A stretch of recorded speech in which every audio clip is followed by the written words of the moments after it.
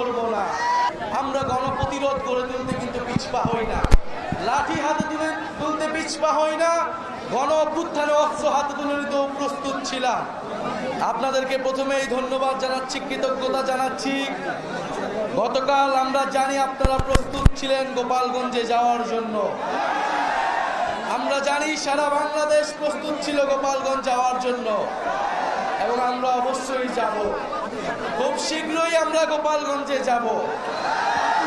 কিন্তু বন্ধুগণ, আমরা সেই জুলাই গণ অভ্যুত্থান থেকে আজকে পর্যন্ত বলে এসেছি, আমাদের পন্থা হলো মধ্যম পন্থা, আমাদের কর্মসূচি হলো শান্তিপূর্ণ কর্মসূচি, অহিংস কর্মসূচি। কিন্তু যদি সন্ত্রাসীরা, ফ্যাসিস্টরা আমাদের দিকে আসে, আমরা গণপ্রতিরোধ গড়ে তুলতে কিন্তু পিছপা হই না, লাঠি হাতে তুলতে পিছপা হই না, গণ অভ্যুত্থানে অস্ত্র হাতে তুলে নিতেও প্রস্তুত ছিলাম। প্রিয় সংগ্রামী ফরিদপুরবাসী, এই ফরিদপুর শহীদদের মাটিতে, শহীদেরা এই মাটিতে শায়িত রয়েছে। থেকে শুরু করে গণ অভ্যুত্থানের অনেক শহীদ এই ফরিদপুরের সাহসী, এই ফরিদপুরের অনেক সাহসী বীর জুলাই গণ অভ্যুত্থানে বৈষম্য বিরোধী ছাত্র আন্দোলনের সম্মুখ সারিতে ছিলেন। সংগ্রামী বন্ধুগণ, আপনারা জানেন গতকাল গোপালগঞ্জে আমাদের শান্তিপূর্ণ পূর্ব ঘোষিত কর্মসূচিতে আক্রমণ চালানো হয়েছে।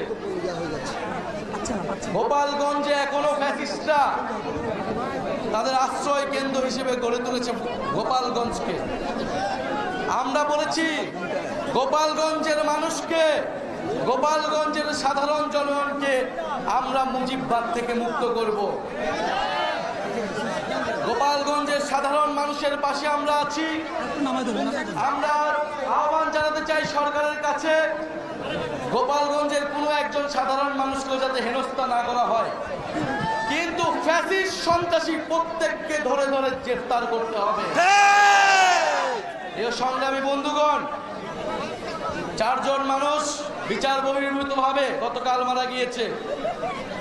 আমরা 5ই আগস্টের পরে বলেছিলাম সন্ত্রাসীদেরও মানবাধিকারে আমরা বিশ্বাস করি। বিচারিক প্রক্রিয়া আওয়ামী লীগ, ছাত্রলীগকে গ্রেফতার করতে হবে, বিচারের আওতায় আনতে হবে। কিন্তু আমরা দেখছি গ্রেফতার হচ্ছে না, গ্রেফতার হলে কোর্ট থেকে ছাড়া পাচ্ছে,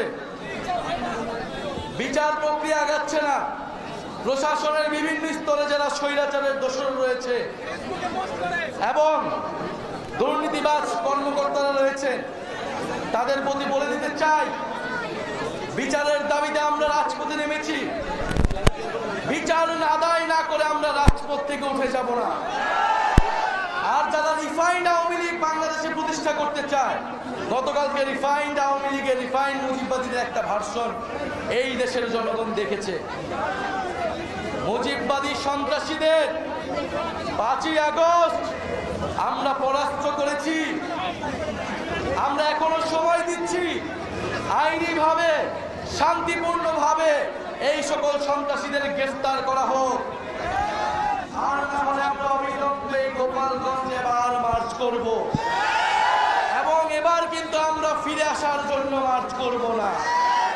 গোপালগঞ্জের মাটি ও জনগণকে মুজিববাদ থেকে সম্পূর্ণভাবে চিরতরে মুক্ত করে তারপরে ফিরে আসবো।